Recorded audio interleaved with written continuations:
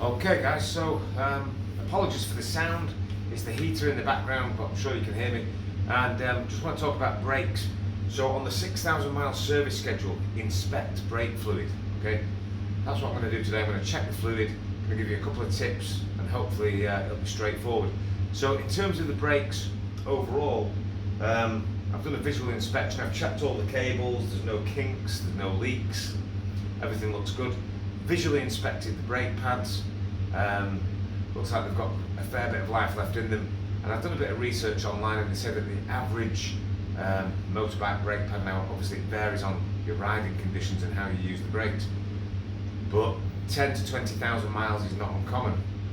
As long as we check them on a regular basis and make sure there's enough pad left and it's not wearing right down, check your discs, make sure there's no pitting or heavy scratching on the discs, then we should be okay, right? So I'm going to keep on top of that and check it regularly. But the one thing I'm going to do today is check the brake fluid. Right now, initially I was thinking I need to drain down and refill, but all I'm going to do is inspect it, and I've bought a nice nifty little gadget which I'm going to show you, which is hopefully going to work. I've not tried it yet, but hopefully it's going to work. Before we do that, I've run into a little problem, right? I'm going to show you the problem and we're going to try and tackle it, okay?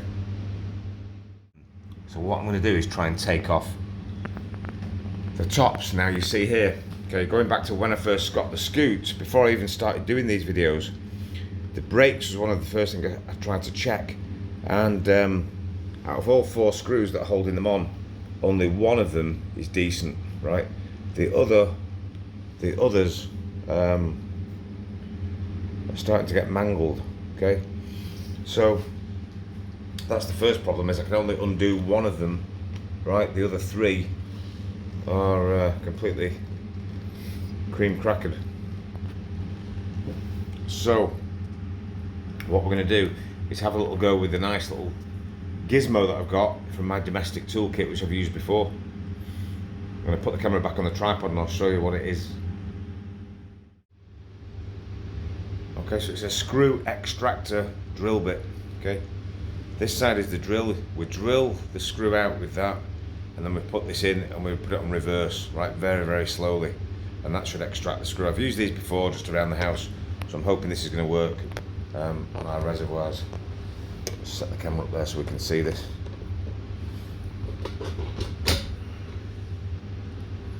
Let's have a go.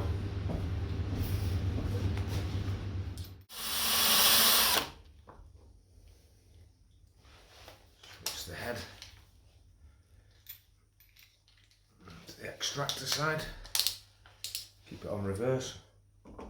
Now, they do say don't use a power tool, but I'm going to go very, very slow with this. I need to be able to grab on.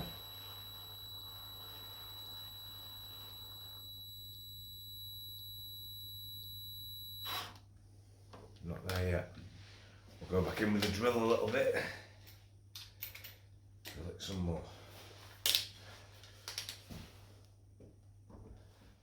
Drill on reverse with these type of drill bits.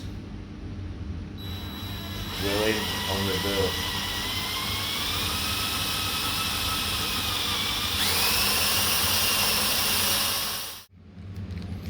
Guys, I'm aware this is possibly the most boring video ever, but at least it's showing like the problems that you have, right? Scratched my scoot, 0 points, gutted about that.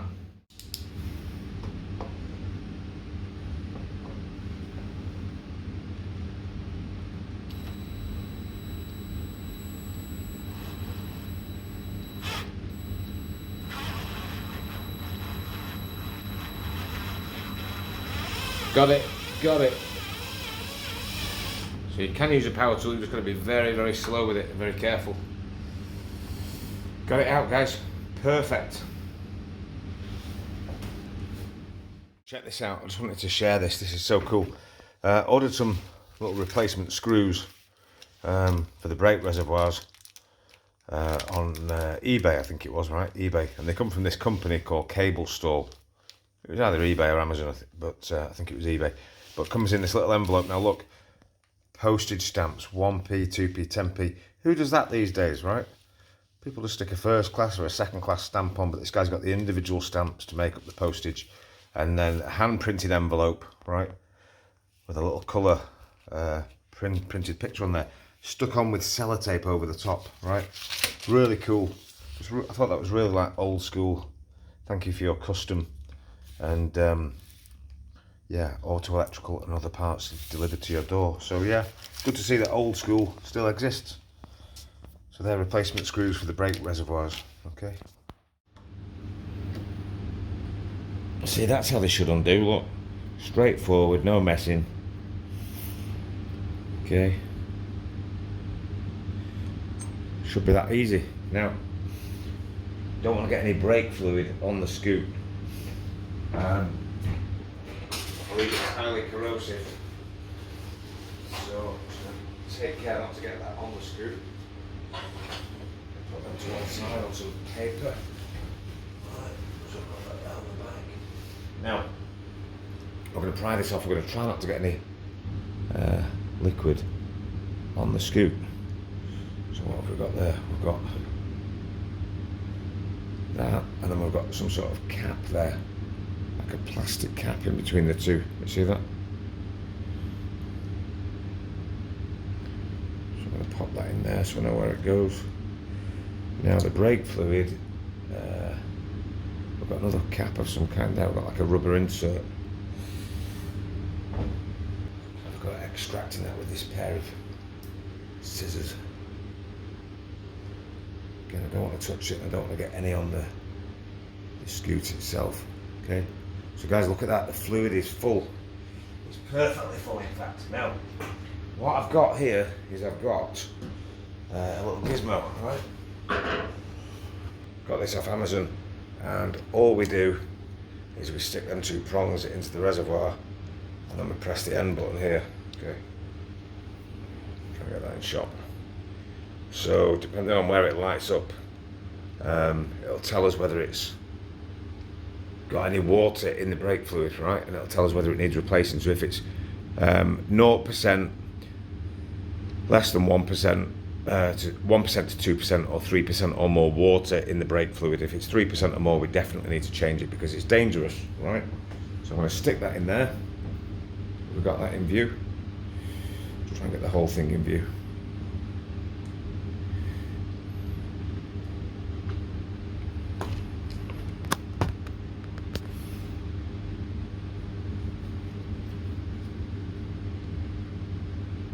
Okay, here we go, guys. So I'm dipping the prongs in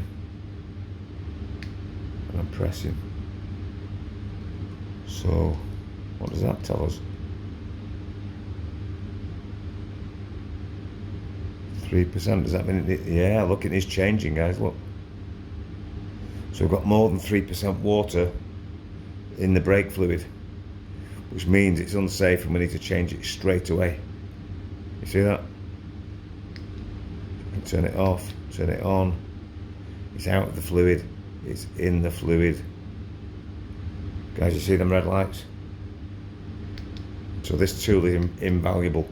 So now what I'm going to have to do is see what's involved in draining down the brake fluid and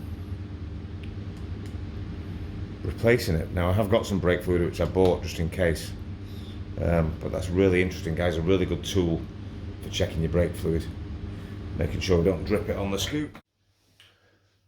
Okay, so what we're going to do is have a little look at replacing the brake fluid. Now, originally I did say that jobs like this that are a little bit tricky, and I'm not sure whether I'm capable of doing them because it's the first time I'm doing these jobs.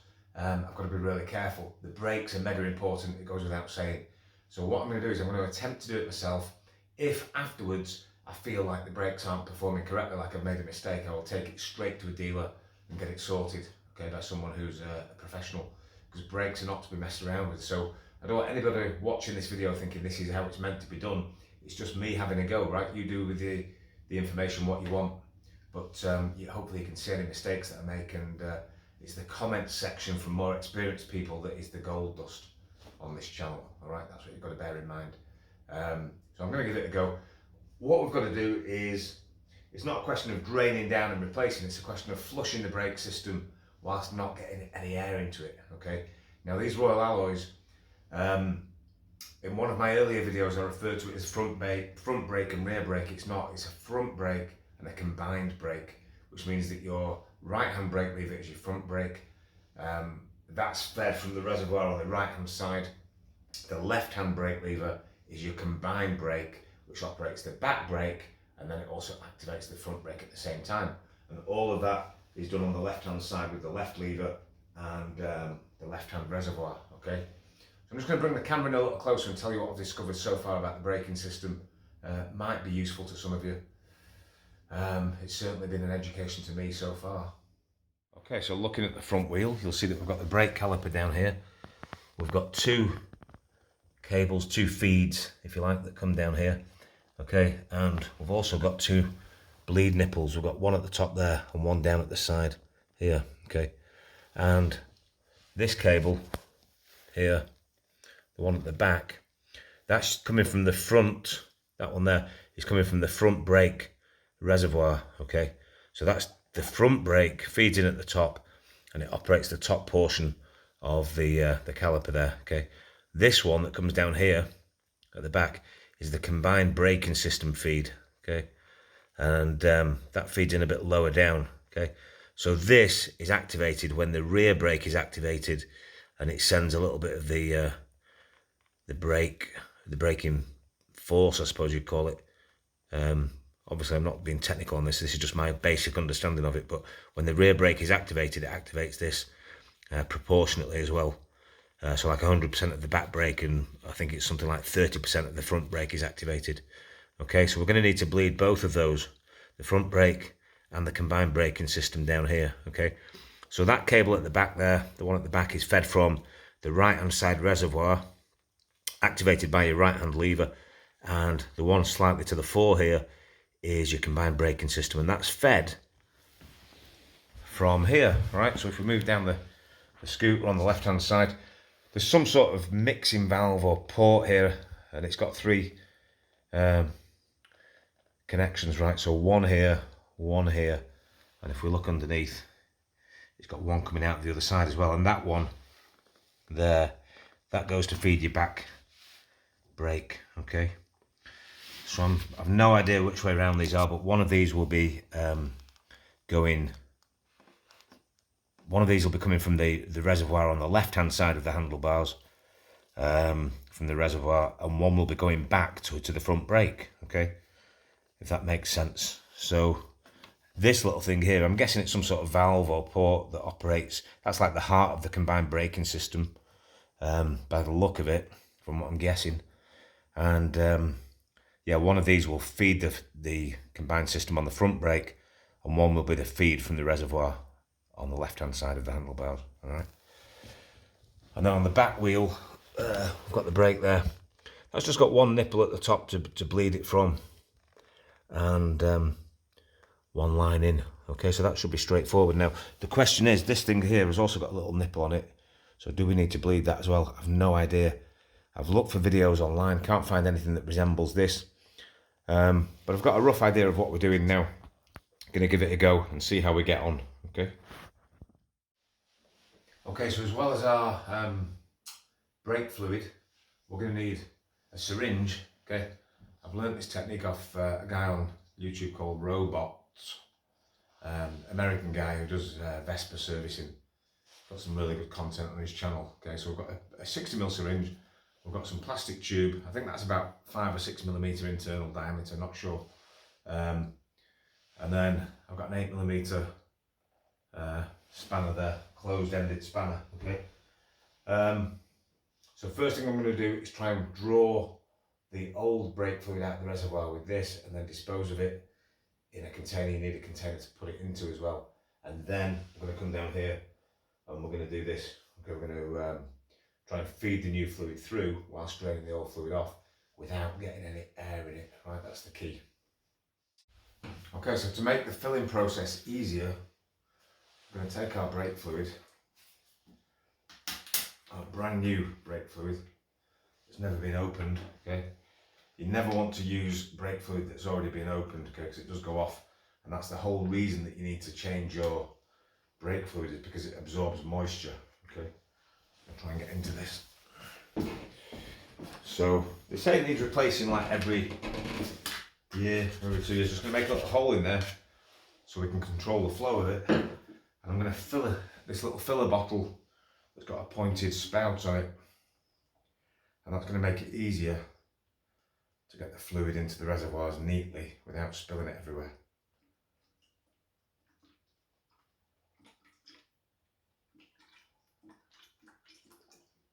I have no idea how much we need, so I'll put a bit more in. In fact, we're not going to reuse this, right? We're not going to save it afterwards. So I'll fill the whole thing up. Now this stuff is apparently highly corrosive, so we don't want to spill it anywhere, especially not on your paintwork, okay?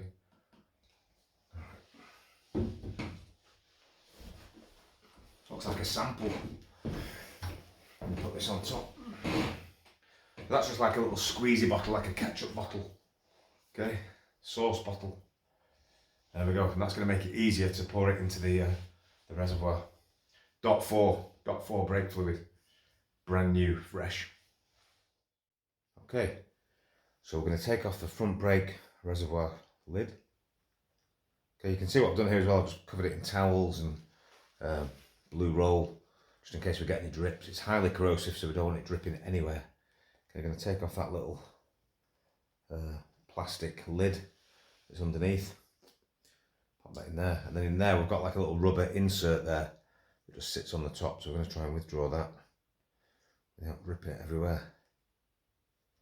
Yeah, and the fluid is full, but what condition is it in? Well, we know what condition it's in because we've already done the test. Okay, I pop them to one side. Okay, so here all I'm going to do is stick the tube in. We're going to try and withdraw as much as we can, and just leave maybe a little bit along the bottom because we don't want to get air into the system. Okay, so I'm going to withdraw the old fluid off. Not all of it, just a little bit of it.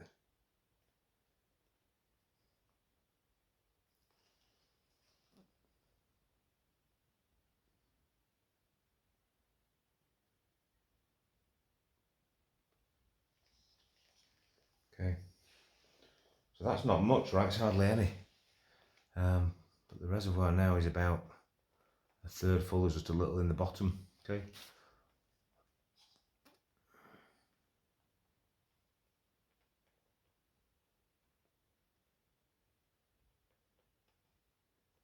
A bit more. There we go.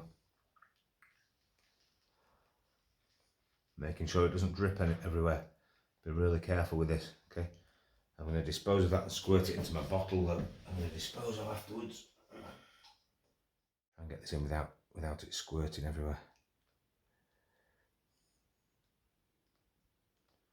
It's tricky, right? It's tricky. Tell you what I'll do, I'll put my finger over it and then I can get it right in without it leaking. That's how we do it. So I'm going to fill that up like so. Okay, no drips, we're good. Now we're going to move around the other side to the front brake caliper and start to draw it off, okay, using the syringe. And apparently using this syringe method means you can do it on your own and you don't have to have someone pumping the brake lever for you, okay? Okay guys, so before we go any further on this video, all I want to do is refer you to 3 videos on YouTube that I used, kind of different methods, right, for flushing and bleeding the brakes, but I want to refer you to all 3 because they're really expert videos, and I think anybody who's contemplating doing this work themselves should have a look at these videos, all right? So the first one is what I would call the syringe method, and it's on a channel called Vespa Motorsport, okay? A guy called Robot who's in California. Deals with mainly Vespas, but really knowledgeable guy. Great channel to follow, and you can learn a lot from watching him. So I did try this syringe method. Have a look at that video, check that out. The second one is what I would call the traditional brake lever method, where you're pumping the brake to flush the fluid through. So there's a really good channel called Kickback Garage. Really cool guy, knows his stuff inside out, and uses a slightly different method, but have a look at that one as well, really good.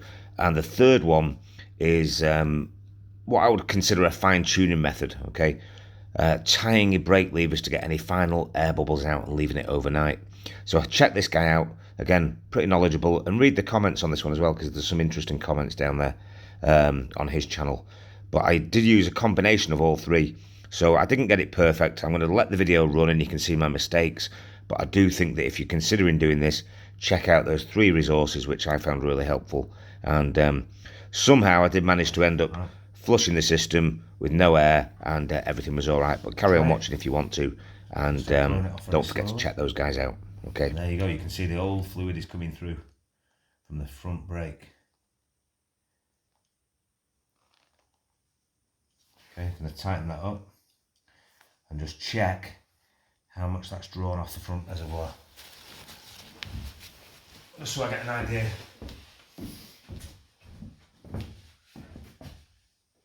Yeah, it's dropped down about 5 mil.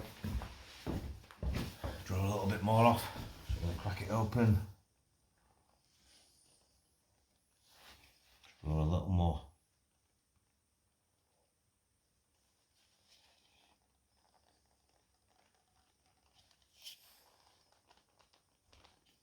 Got a little bit of air coming through there as well.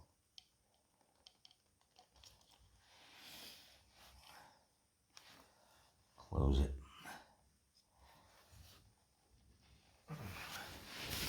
Check your front reservoir. Yeah, I'm going to top it up a little bit on the front. Same as before, finger on the nozzle. Pour it in. So all we're doing is topping up the reservoir and drawing off the old fluid, trying to make sure that we don't get any air in the system.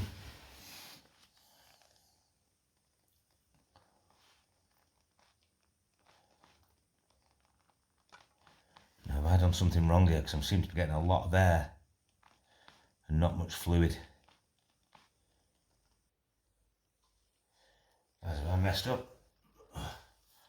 Hold on, did we open it? We didn't open it, of course. Right, so draw. Not sure about this, guys. I seem to have a lot of air coming through.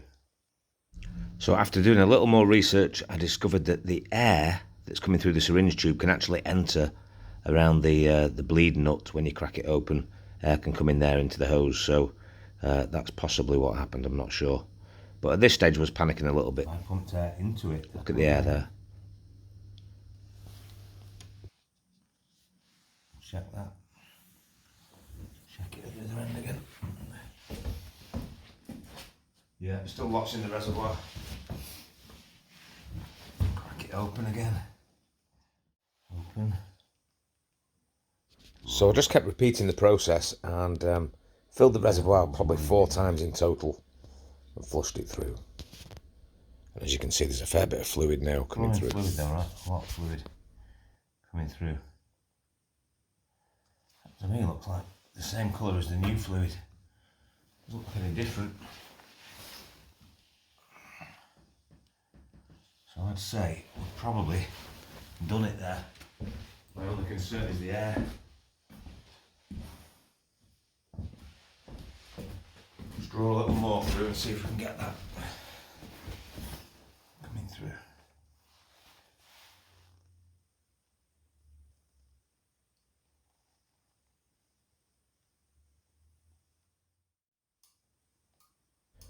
Then I took the syringe off, and you can see now that the fluid coming through from the nipple there is solid. Right, there was no air in the end at all. I was just making sure that the fluid wasn't being siphoned back into the system, and I was pumping the brake lever just very, very, very gently.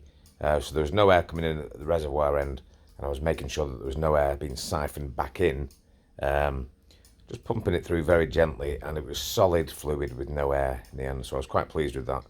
I'm not sure if that's the correct way to do it, but it worked, and the front brake lever felt really, really solid afterwards when I tightened it all back up again.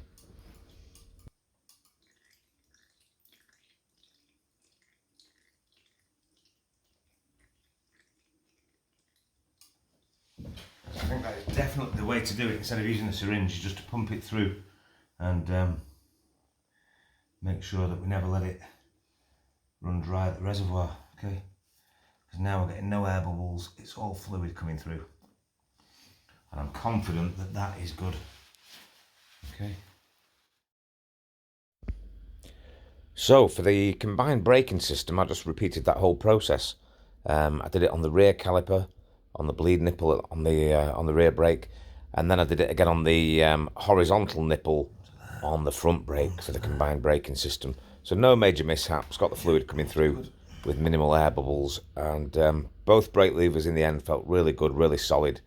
But there was one thing that was still annoying me, and that was the middle bleed nipple. So yeah, our central bleed nipple here, it was really annoying me that I'd not done it. I'd done the back and I'd done the front on the combined braking system. But this one, I went away and thought about it, and I was thinking, well, they've put that in there for a reason, right? And if you think about it, these brake hoses here are on an incline, and the one that feeds to the back brake here is on an incline as well. So any air that's in those is going to get vibrated. It's going to rise to the highest point in here. And that's why the bleed nipple is here, right, at the highest point. So I'm thinking it's got to be useful. So I came back in and attached the hose and bled it down in the same way, bled it through. The fluid was coming through fine. There was no air bubbles at all, which I was quite pleased about. But in hindsight, after speaking to a friend of mine who's a mechanic, he said that you should always start at the bleed nipple that's furthest away from the master cylinder, which would have been the rear brake, and then the middle one, and then the front one on the combined braking system. But is that correct? Do you know any different? Should it be this one because this is the highest, or should it be that one because it's the lowest, or is he right in going back to front? So in hindsight, I should have known the sequence, and maybe there is a correct sequence, maybe it doesn't matter. But if you know, I'm just going to flip the camera around. If you know if there is a correct sequence or not, then maybe pop it in the comments below, right, and share so that all of the viewers can benefit from it. And you know, the other thing as well is, what's your opinion on amateurs messing around with brakes? Should they do it? Should they not do it? It's a tricky one, right? But you've got to start somewhere. You've got to learn, and the best way to learn is make a few mistakes. As long as those mistakes aren't going to put you in jeopardy. And on that note, I'm going to take it out on a private industrial estate first and test the brakes before I go onto the public highway. Okay, so that I'm only risking myself. And hopefully it's going to be okay, and then we'll get it out on the road and we'll test it. But let me know your thoughts on amateurs with brakes. But for me, it's a great way to learn. If I make a mistake and I mess it up, at least I've got a little bit more experience for next time. All right, let's get it out on the road. So just a small observation, you can see now, because I've not overfilled it, I can actually see the fill level through the reservoir window there, which is great, okay? And that's the same on both sides, so that's a little better for me because it's not overfilled. The other thing is both brake levers are feeling good, not spongy. I can pull them hard, and that's as far as they go. They're not going any further than that. Okay, so we should be good. I'm confident that the brakes are feeling good, guys. Let's try it. Okay, just before we take it outside, front brake, combined brake. Okay, so I've come out on the car park, industrial estate down the road, and just going to have a little play with the brakes, test the front brake, test the rear brake, test them together at the same time, and just see how it feels compared with before. Hopefully it's good. First impressions. And it's wet today as well, right? It's raining, the ground is saturated, wet through, puddles everywhere, so this is a good little test to see if I've done them right.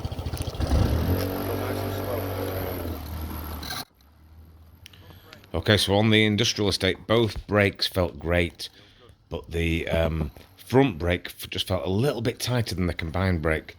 The right one was a little bit tighter than the left one, so I tried the tying the brakes back for 24 hours, and let's see how that went.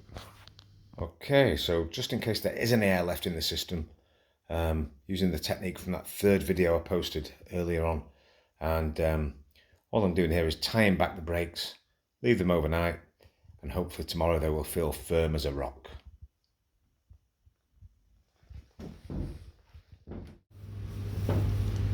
Okay, so they say leave it for 12 hours overnight. I've left it for about 24 hours. I'm going to take it off and just see if this brake, this combined brake, is a little bit firmer. Okay, you can see there it's probably about an inch away from the handlebar, so that's probably okay. But it's not quite as tight as the front brake. Okay, so we're going to check it and see. The moment of truth. See if that. Yeah, look at that, guys. Look at that. It's a lot tighter. Now I've let it go. It feels tight. So it's not coming in quite as far as it was when it was fully tied up. It's obviously got the air out of the system there, and it feels tight. I think that's going to be good enough, guys.